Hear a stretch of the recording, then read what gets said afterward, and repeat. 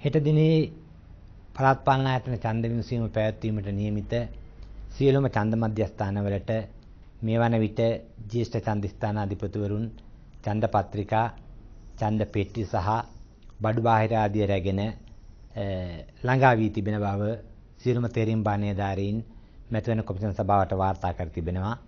ඒ වගේම අද සවස් වරුවේ සියලුම නිලධාරීන් සමග හෙට දිනේ පැවැත්වීමට නියමිත ඡන්ද විමසීමට අදාළ පෙරහරුවක් පැවැත්වීමට නියමිතයි. හෙට උදෑසන 7 සිට පස්වරු 4 දක්වා ඡන්ද විමසීම පැවැත්වීමට සියලු කටයුතු මේ වන විට සූදානම් කොට තිබෙනවා.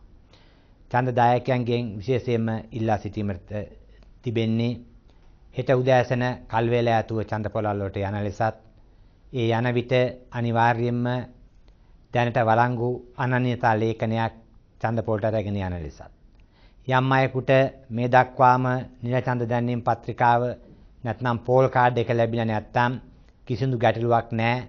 ඔබට මේ අවස්ථාවේදී පෝල් කාඩ් එක ලබා ගන්න පුළුවන් තැපැල් කාර්යාලයෙන්. එහෙම ලබා ගන්න නොහැකි වුණත් කිසිදු ගැටලුවක් නැහැ. අනන්‍යතා පත්‍රයක් රැගෙන ඡන්ද පොළට ගිහිල්ලා ඡන්දය ප්‍රකාශ කරන ලෙස විශේෂයෙන්ම ඉල්ලා සිටිනවා.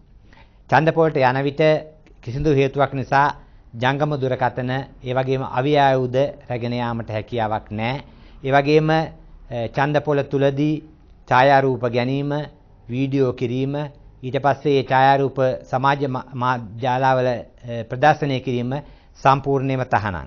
ඒ වගේම දුම් පානය, මත්ද්‍රව්‍ය පානය කරමින් ඡන්ද මධ්‍යස්ථාන වලට ඇතුළු වීමට අවකාශයක් ලබා දෙන්නේ නැහැ.